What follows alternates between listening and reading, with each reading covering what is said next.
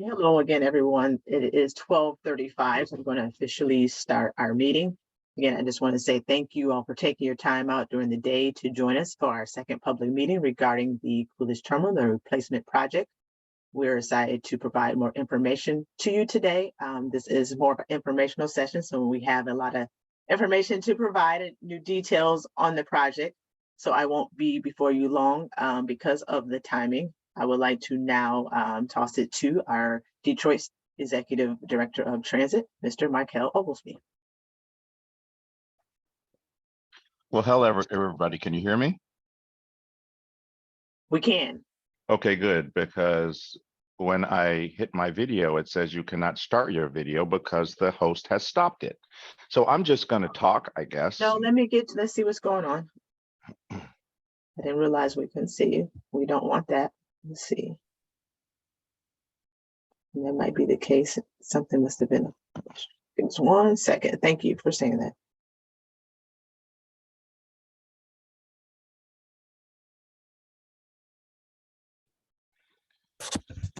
Okay.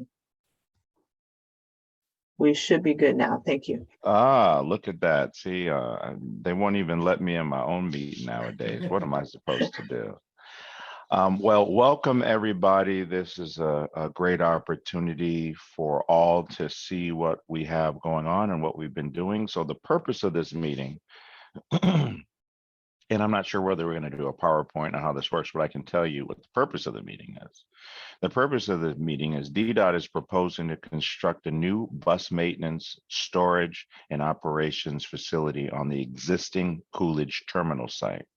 For all those that don't know, that terminal was they stopped working there a long time ago, or DDOT did, simply because there was a fire, and over the years, it's something that just needs to be completely reconstructed, and we need to start from scratch. So the purpose of this public meeting is to describe the Coolidge terminal, the needs of the project, and the methods used to assess options from the terminal, factors that affect the project and decisions on proceeding, DDOT's public involvement efforts, which is us reaching out to you to get your opinion, and then for us to ask for your feedback, which is what we're going to do. So that's the purpose of this project. Moving forward, I'll pass it back to Ayabami so she can continue with the presentation and give you the opportunity to give us the feedback we need to provide premier service in Detroit. Thank you. And I think we are having a tiny bit of technical difficulty because the presentation is not showing right now. It was showing a minute ago.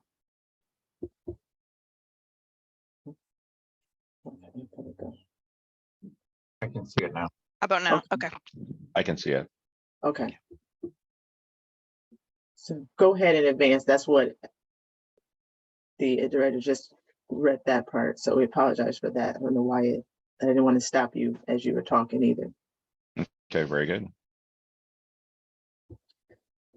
All right, so I'm going to start with our Coolidge Terminal history. The Coolidge Terminal Maintenance Facility, and one moment, let me do this as well.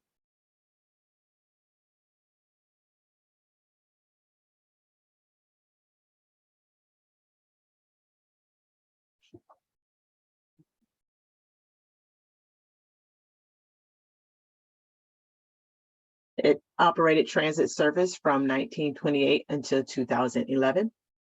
Now, in December 2011, a fire destroyed part of the facility, halting operations.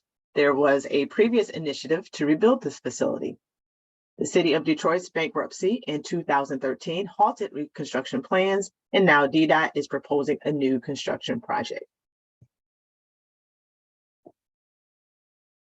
The Gilbert Terminal, that's located in Southeast Detroit, stores and maintains the buses that were once at Coolidge, but can no longer do so. Now, the use of the property is no longer suitable for DDOT and will be decommissioned after the new Coolidge Terminal is built. The buses currently located at the Gilbert Terminal will be moved over to the new Coolidge Terminal. Now, the FTA is providing funding for this project. They're serving as the lead federal agency working with DDOT to assess the potential social, economic, and environmental impacts of this proposed project. The FTA funding requires compliance with federal statutes, laws, and regulations such as the National Environmental Policy Act of 1969, the Section 106 of the National Historic Preservation Act, and Section 4F of the US DOT Act of 1966. Now, DDOT began studying different alternatives at the Coolidge terminal site as far back as 2019. Of course, that was pre-pandemic. Workshops were held with various DDOT departments to examine DDOT's overall goal to move the existing 143 bus operations and maintenance facility functions currently performed at Gilbert Terminal to the Coolidge terminal site. Now, the needs that were identified as meeting current and future bus storage, operations, and maintenance needs, balancing bus operations across the city, improving transit operations, and accommodating current and evolving fleet needs. The DDOT completed a facilities master planning effort in 2021 and determined that a new facility at Coolidge Terminal is needed to efficiently maintain and service DDOT's current and future bus fleet and optimize the condition, usage, and performance of the city's real estate assets. Now, there were 4 alternatives evaluated. The no-build alternative could be maintaining current operations with no improvements, the reuse of existing Coolidge buildings, the reusing the existing Coolidge terminal buildings to meet the purpose and need of the project, hybrid of new buildings and reuse of existing buildings. That would be reusing some of the buildings supplemented with new building construction, and full replacement. That's the full replacement of Coolidge Terminal with an entirely new facility. So going further, for the no-build alternative, the no-build alternative cannot provide the adequate space needed to store and maintain DDOT's existing or future bus fleet for the western side of the city. When it comes to the reuse of the existing Coolidge buildings, now the location and configuration of the existing buildings on this site do not support a 216 bus program in terms of capacity and would not achieve the functional and operational layout that is needed to accommodate current and future vehicles and equipment with optimal bus circulation. For the hybrid of the new buildings and the reuse of existing building. Now, after DDOT further evaluated options that would reuse some of the buildings supplemented with new buildings construction, some of these options could better meet the space needs required to support the 216 buses. Other factors such as circulation, adequacy of functional uses, scheduling of maintenance activities, and cross circulations were not met. Now, therefore, this alternative was also not carried forward.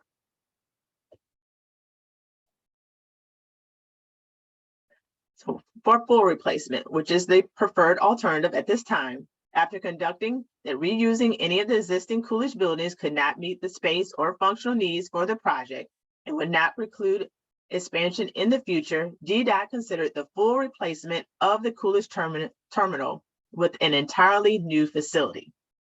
Now, based on today's design standards and fleet needs, DDOT determined that one single site must be able to ultimately serve 216 buses. DDOT developed several conceptual site layouts for a single terminal at the existing Coolidge site that could accommodate the initial move of 143 buses from Gilbert and a future 216 bus program. And that's a look at the design that you see on your screen. And this is a closer look. I just want to give a few moments. Some of you may have seen this if you attended the first meeting, but this may be the first time for some. But this is the conceptual site plan, and it shows the Coolidge operations and maintenance facility.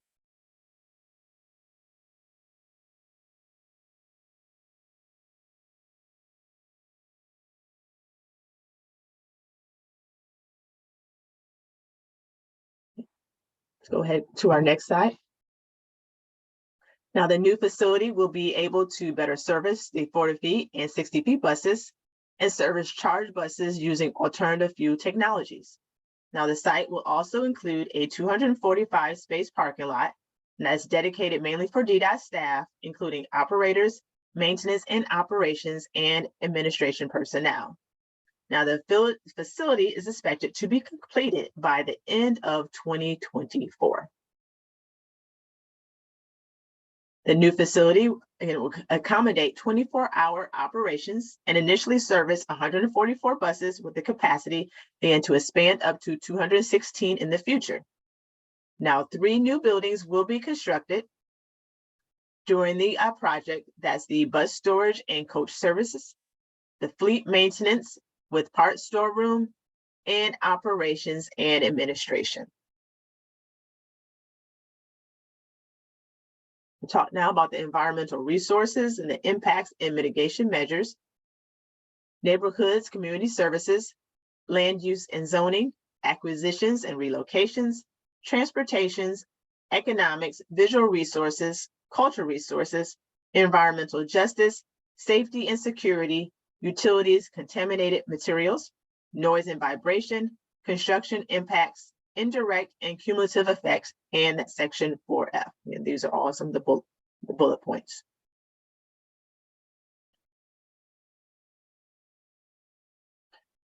Now, DDOT conducted an analysis that considers the surrounding community character and cohesion, mobility, and community resources such as schools, parks, religious centers within the study area, which is about a quarter-mile buffer around the project area. And that's what you see there on your screen.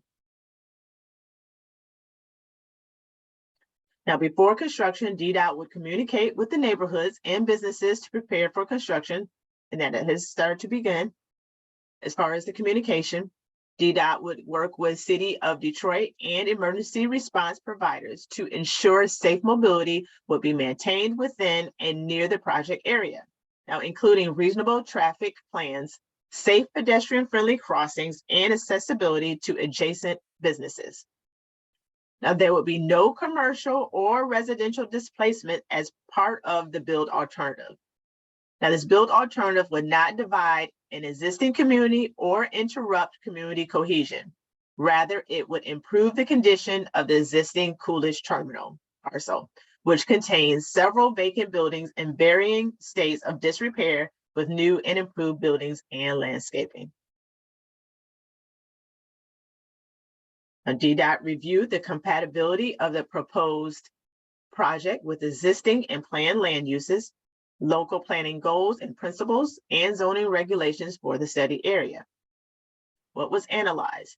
Now, DDOT conducted an analysis to determine whether the proposed project would cause adverse land use impacts.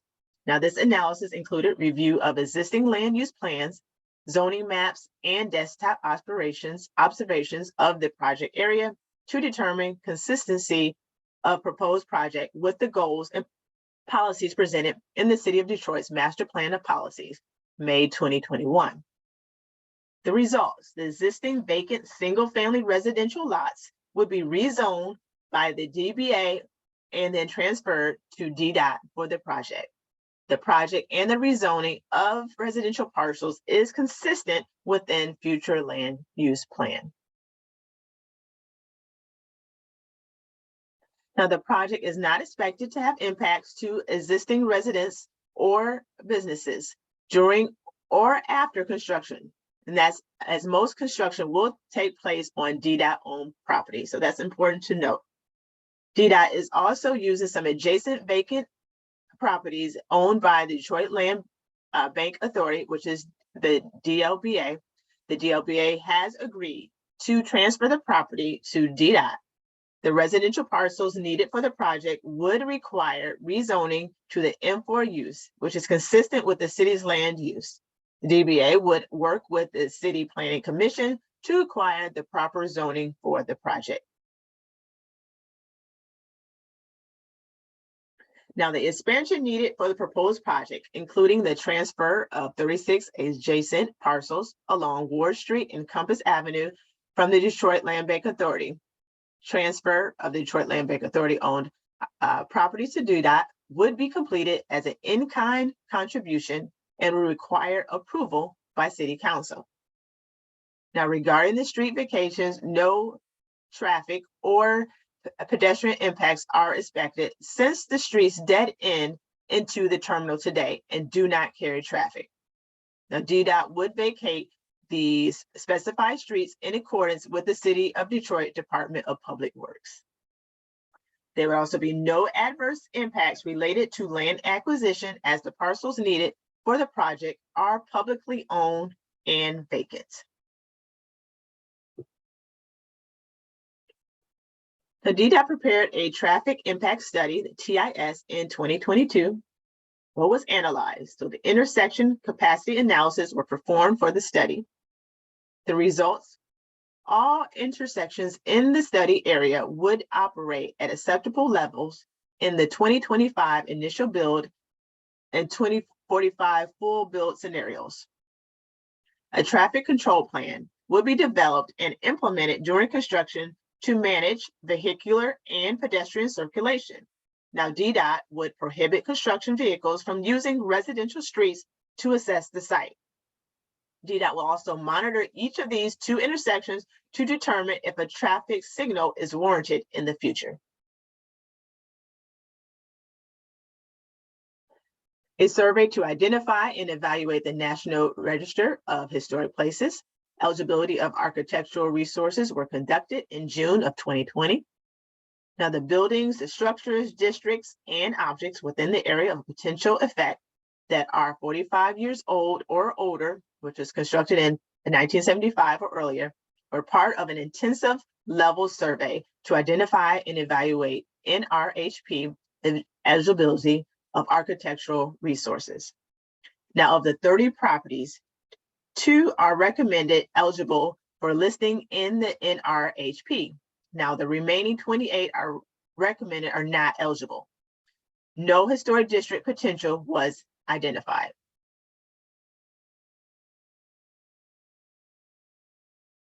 Now, the property at 14225 Schaefer Highway comprises a single warehouse office building that is owned and operated by O.H. Frisbee Moving and Storage Company.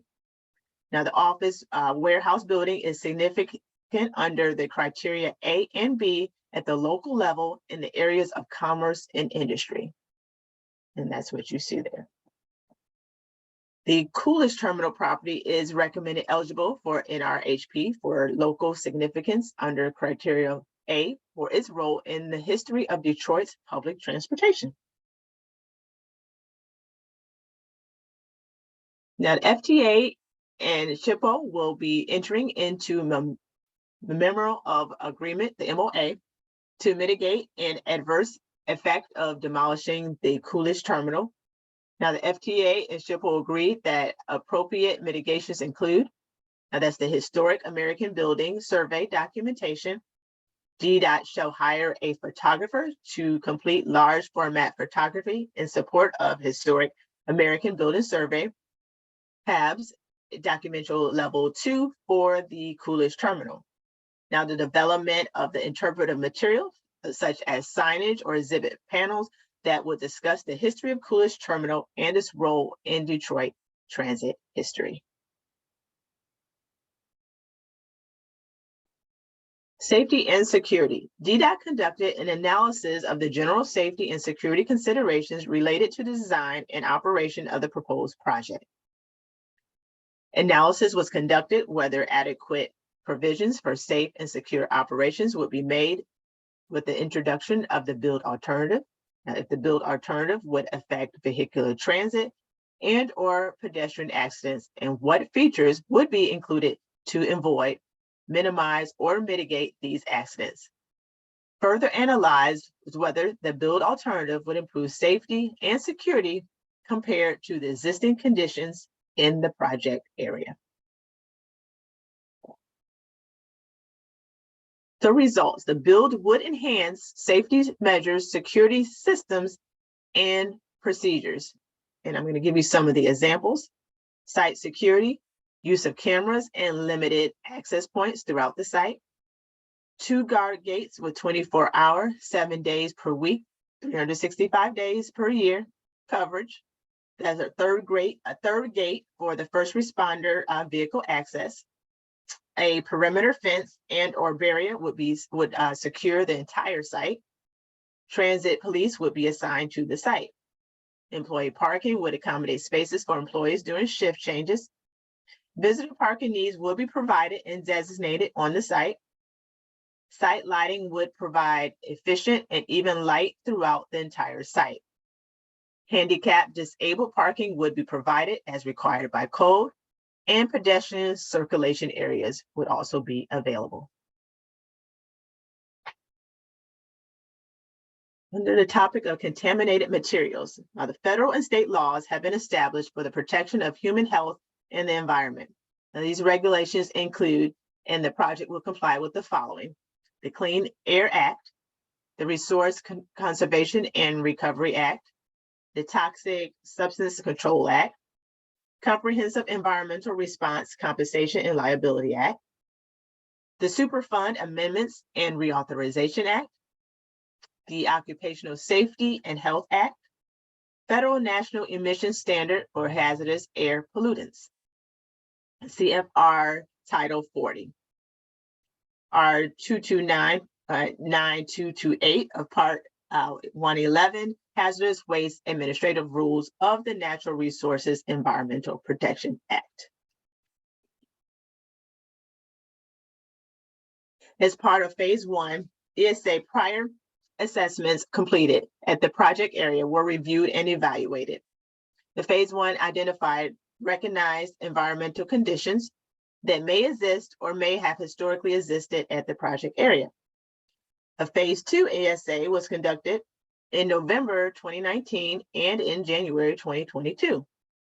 And that was to determine the nature and degree of contamination present at locations of previously identified RECs and to further characterize subsurface soils in the vicinity of proposed on-site stormwater management. During the Phase 2 ESA's 67 soil borings were advanced on the vacant Coolidge terminal site itself.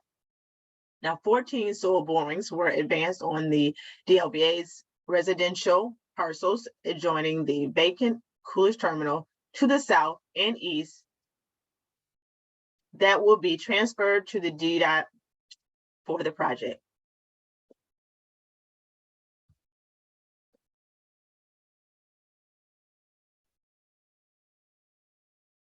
Bear with me, it's a lot of information. The City of Detroit's Buildings, Safety Engineering and Environmental Department, as well as Detroit Water Sewage Department, must review and approve construction plans that require the removal of contaminated materials and soils. Now, the BSEED must review and approve due care plans that are put in place prior to the opening of the facility where contamination is to be managed on site. Now, further construction will be managed during construction with the soils management plan that was approved by the DWSD. Construction impacts. DDOT anticipates temporary impacts due to construction activities. Now, this includes direct emissions from off-road construction and dust from site preparation. Now, the project will refer to the U.S. Environmental Protection Agency's construction control checklist for best practices. Future consultation with the Michigan Department of Environment, Great Lakes, and Energy would occur to determine if air quality modeling is required for the project's construction phase and what methodologies and assumptions would be used if modeling is required. Now, the project would commit to any required mitigation to reduce control emissions during construction. As the proposed project requires the permanent incorporation of a Section 4F resource through the demolition of the historic Coolidge terminal, FTA has determined that an individual Section 4F evaluation is required. Now, all the buildings on the site, except for the communications tower and associated sheds and the metal trailer associated with the Fairbox house, are contributing resources to the NRHP eligible property. Now, the project will entail complete demolition of all distinct buildings on the Coolidge terminal property. The proposed plans will result in the complete loss of historic property, effectively rendering the property no longer eligible for a listing in the NRHP. Now, therefore, the project will result in adverse effect under Section 106 to the Coolidge terminal. Now, there is a Section 4F use due of the adverse impact to the historic Coolidge terminal. It is proven that there is no feasible and prudent alternative to the use of the Coolidge terminal, and the action includes all possible planning to minimize harm. The project would use one historic property listed on the NRHP, the Coolidge terminal. There is no feasible, again, and prudent alternative to this use. The project includes all possible planning to minimize the harm to this resource. Now, the Section 4F evaluation involves consultation and coordination with agencies and the public. On January 26th of this year, the FDA initiated Section 106 consultation with the Michigan SHPO, who is the OWJ. FDA is consulting with the Michigan SHPO and other consulting parties as part of Section 106 process for the project, including the Michigan Department of Transportation, CHPO, Pokégon Band, and DDOT. Coordination and consultation with the SHPO and consulting parties continues throughout the Section 106 consultation process, so that is ongoing. The agency has determined that the implementation of the pending memorandum of agreement between the FDA and SHPO, the harm has been minimized. In addition, to meet Section 4F coordination and review requirements, this evaluation will be sent to the U.S. Department of Interior for a 45-day review and comment period. But 4F public requirements will be met through additional meetings like this meeting, where input is requested, as well as through the publication of the environmental assessment. Now, DDOT conducted an analysis per the FTA circular for 7031 US DOT and FTA, where DDOT is required to make environmental justice part of their mission by identifying and addressing disproportionately high and adverse human health or environmental effects of their actions on minority and low-income populations to the greatest extent practical and permitted by law. Now, DDOT has identified the study area as having EJ populations. The analysis then would aim to understand if EJ populations are present, consider the potential effects of the proposed project on the EJ population, including any disproportionately high and adverse effects, determine whether any adverse effects could be avoided, minimized, or mitigated. Now, the residential property needed for the proposed property is currently zoned residential and would be rezoned as industrial. Property owners in the immediate vicinity, including those within the area of direct impact, would be notified and provided an opportunity to comment. The proposed project would require the demolition and disposal of contaminated materials and the management of contaminated soils that will be left on site. The proposed project would result in temporary construction impacts on the residential neighborhood adjacent to the project area. Construction activities could last approximately 18 months. DDOT has a process already established and in place to solicit input and feedback from the community as a whole, which includes monthly community input meetings, which many of you attend. The June 2022 public meeting was also announced, included as part of our opening presentation on the upcoming meeting slide for the monthly community input meeting, which was held again on Thursday, June 16th. Now, DDOT continues to implement an outreach program to solicit public comments and ideas, identify circumstances and impacts, that may not have been known or anticipated, and build support among the public who are stakeholders in transportation investments that impact their communities. Some of our upcoming outreach opportunities include hosting a public workshop and informational forum in the neighborhood, pop-up opportunity to solicit input and answer questions. We'll be doing door-to-door canvassing with flyers and information, and we'll be speaking with existing organizations and groups in the area. For additional public meetings like today, a formal public hearing is expected in January of next year. At that hearing, additional details of the environmental assessment will be provided, along with the opportunity again for public comments. A fact sheet is also expected to be presented at this meeting, along with public notices provided ahead of the meeting via information on our website, social media, email distributions, and again, flyers. Now, comments may be submitted in writing or made orally at a public hearing for the project. A notice of availability of the environmental assessment and the Section 4F evaluation will be published at detroitmi.gov/Coolidge, as well as being available at DDOT's office, which is 100 Mack Avenue, right here in Detroit. And the website is detroitmi.gov/Coolidge. And we will update that as we have more information. To send feedback after this meeting, you can email us at d.comments@detroitmi.gov. Please put in the subject line, the Attention Coolidge Replacement Project. And I know that was a lot of information. We are going to open it up to public input at this time. We will get to as many as we can. I do want to know, again, this will be recorded and the presentation will be available so that you can take time to look at it further as well. So thank you, and I would like to turn it over now to my colleague, Kristen. Hello. Are you? One moment. I know you're unsharing your screen. And then Is it? We're not it's still, sharing. you're still sharing right now. So How's there you that? Okay, excellent. Thank you for your patience. The first hand up I see is Robert.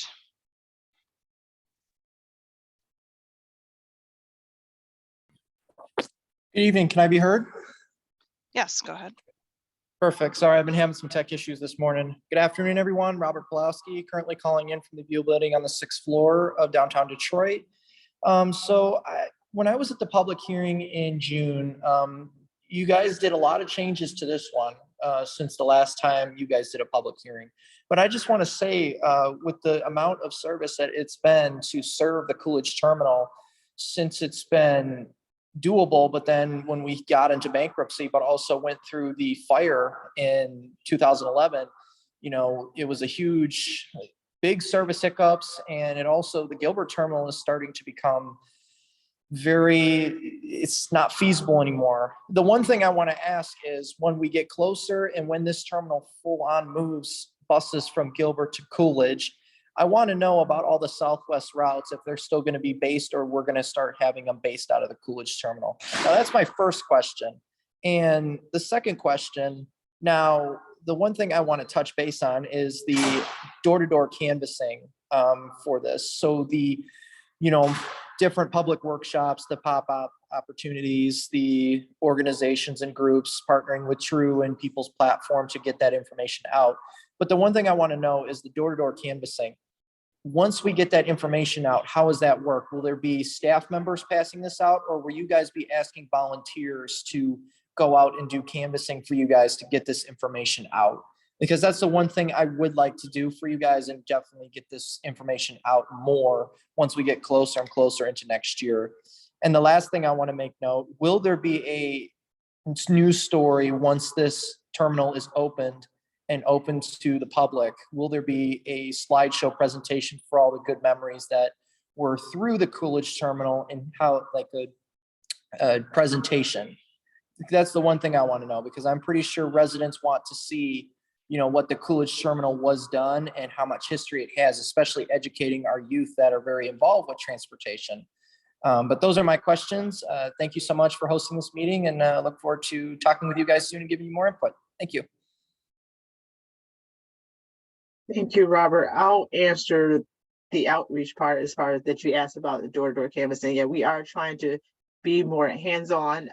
So we are expected to be out there, with flyers in the area, as we know it's not highly residential, but we will be out there.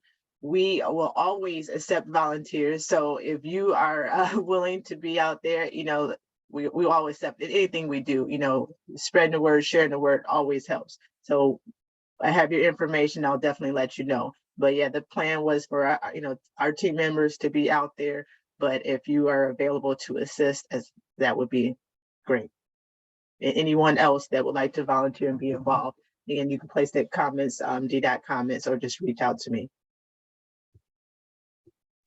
Thank you.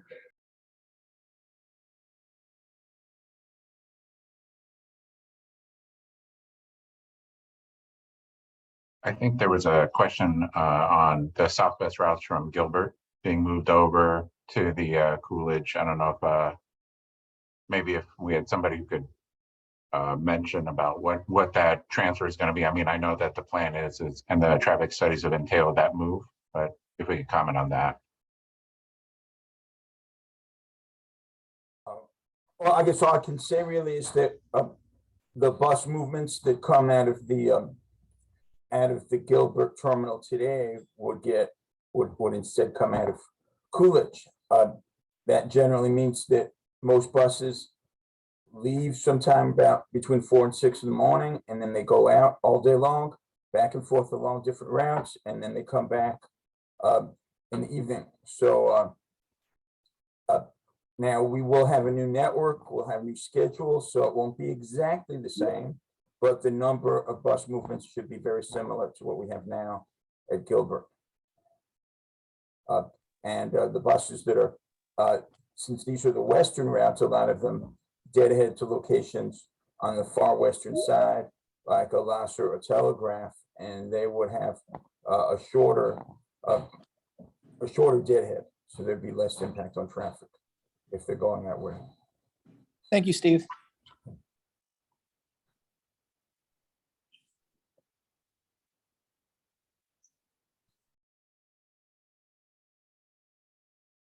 Okay, thank you. The next hand up I see is Mr. Verse. Hello. Hello, go Well, ahead. good afternoon.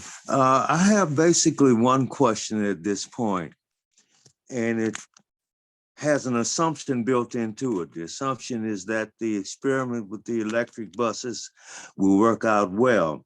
How, assuming that we will switch to more electric buses, will this terminal be involved in that? And if so, how? Is that on the drawing board? That's my one question. Yeah, I can speak to that. That there is a plan to transition the entire fleet over to zero emissions vehicles by, I believe it's 2035. The new bus purchases after 2035, I believe, would be zero emissions vehicles. Now, we have not yet decided on what technology it's going to be. We have some battery electric buses, but we know that they're not capable of staying out all day, that they can only stay out part of the day unless they get charged intermittently. So we don't know, but whatever technology we end up going with would be accommodated into all of our facilities. It may be a combination of different technologies for different buses. Okay, thank you. That's it. I know, Great. unusual for Thank me, you. but that's it. I know, I was waiting for the more, Mr. Verse. No, not this time. Okay, Okay, thank you. you're welcome. Thank you, sir. And the next hand up I see is Pastor Harris. Hey, good afternoon, and thank you all for this forum. Let me jump back over to the chat. I think I threw a couple of comments up as we were going through the deck. Wanted to talk about eminent domain activities that might be occurring to support the project, but more specifically, what year did the properties on Ward revert from ownership, citizen ownership to land bank? Real curious about that in that particular strategic neighborhood, which was highly, residential.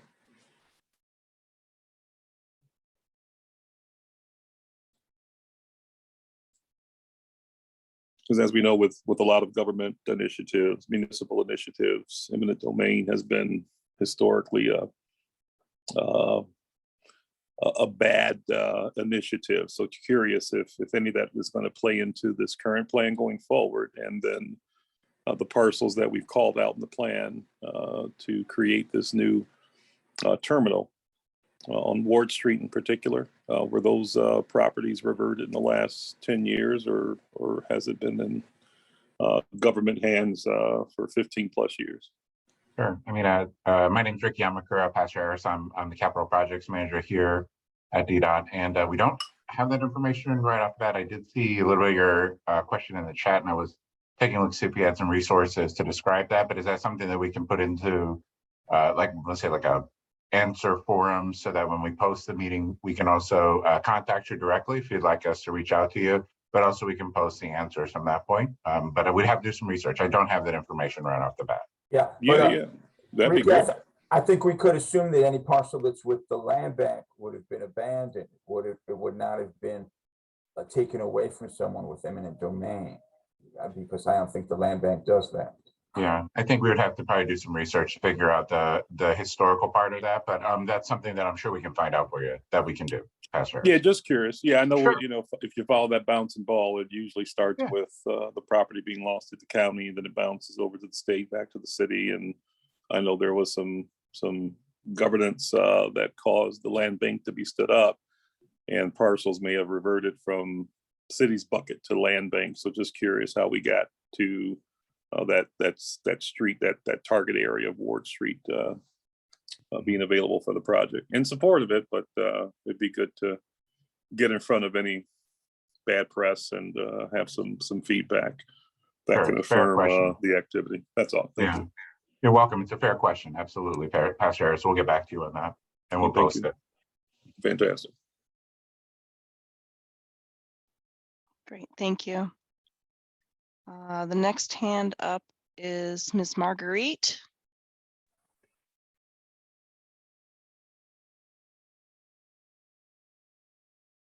Hello, good afternoon. Please read what I put in the chat.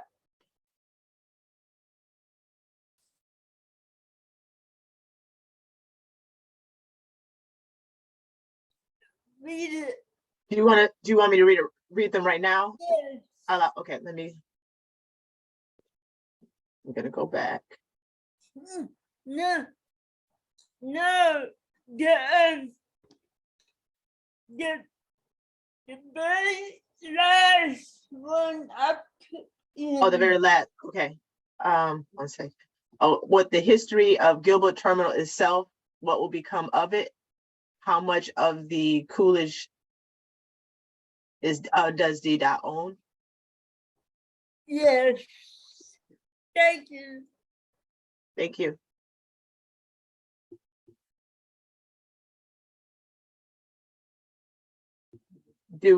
Can someone, I know we kind of mentioned the presentation, can someone give the official or elaborate on it for me?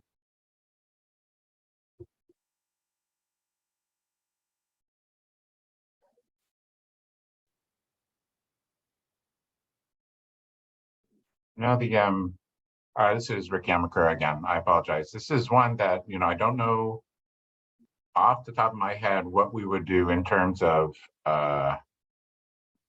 the historical part of it. The Coolidge terminal is intended to replace the Gilbert terminal. So anything that we would do, I think, would be probably an assessment at that time, next couple of years, about what we can do with the property. There's always value when it comes to a property that we have as operational currently, but sometimes the cost measures of trying to maintain the property, you're going to make it so that it would be probably better overall as a return on investment to move all of our operations over to Coolidge. But that is one that, I can't for certain say right now what's going to be, but I will say that the intent of the property, as well as the route movement, as well as the operational personnel, is intended to move from Gilbert to Coolidge. So that is the main, structure of what the plan is. But I will have to say, I don't have the ability to give you a definitive answer now what we would do with the property at Gilbert, but we can get back to you and keep that as part of the overall communication process of what we're doing with the project. So that can be another lineage or like another direction of communication we can give to then with the replacement, tell the public what we're going to do with the non-used aspect of the Gilbert terminal if we change. It's a great question, though. Absolutely understand, because that in itself, part of the overall plan is to help those that are around the Gilbert terminal understand how that's going to affect their community as well. So Yes. understood. Read you loud and clear on that one. Yep. Thank you. You're welcome. Thank you. Mm, Okay. Mr. Cunningham, you're up next.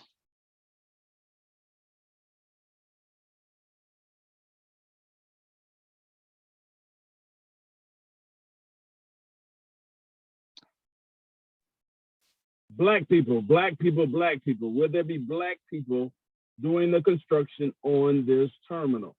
Sometimes contractors say it's hard to get black employees and they'll pay fines and things of that nature to avoid having to hire African Americans, but it'll be a great thing in that area to see the work being done by young, old, women of any color, melanated peoples.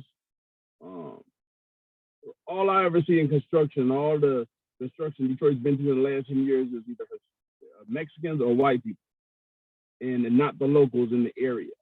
Will there be a concerted effort or a strong effort by any means necessary to get locals to do the construction through contractors on this project? Sorry I didn't sugarcoat it or politically correct it, but hopefully in your own mind you can make it politically correct, and maybe someone can answer that question about it. I just want to see. Okay, I was gonna say, I think you kind of mentioned that last meeting. Tyrone, are you able? There you go. I see you now. Hi, Tyrone Clifton, Director, Detroit Building Authority. As previously stated, and what we state on all our projects, yes, we have a goal of how we award these contracts, the trades that we're looking for. And we're looking for Detroit-based companies. We're looking for Detroit-based companies that are hiring Detroiters to do this. So this project is federally funded. We have to work under those federal fund constraints to make sure we're not violating anything. But yes, we are actively looking for Detroit headquartered trades with Detroiters working. Is there punishment if they don't hire local African Americans? Is there any teeth to this? Is there any bite behind if they don't and they hire all white Mexican people and no locals? Is there any penalty? So again, I don't know of a federally funded project that has a requirement for race. So we cannot use that on a federally funded project.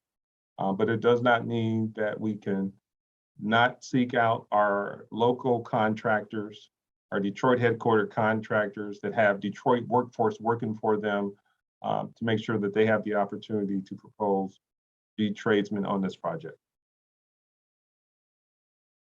Director Oglesby, I got many calls of people who got the wrong code to get into the meeting.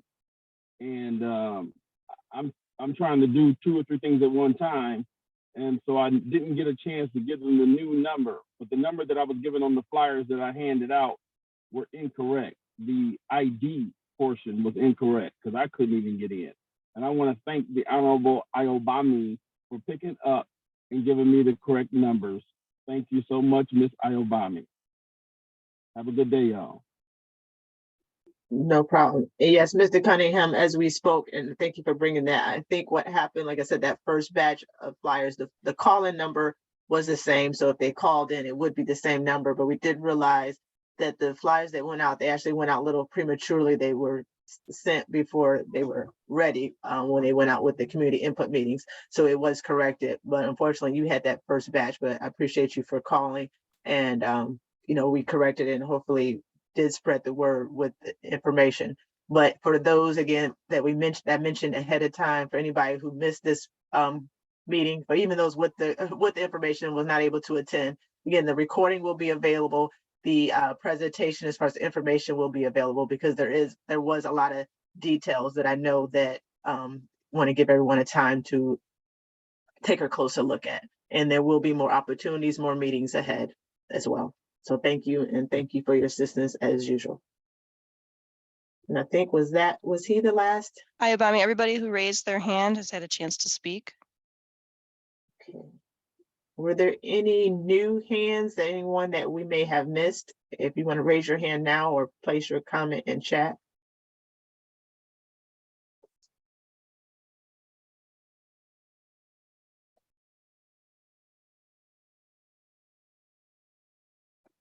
Not seeing any. I appreciate everyone taking the time. Again, a lot of information was provided to you today. We hope that you appreciate us providing the inputs, the updates, and that you will stay connected to us to find out more. Information will be added to our website as it becomes available. Again, email and social media, detroitmi.gov/Coolidge is the page. Unless anyone has any other closing remarks, I just want to bid everyone have a great rest of the day, and we look forward to talking to you soon.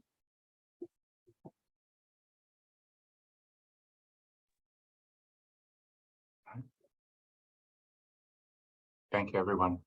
Thank you.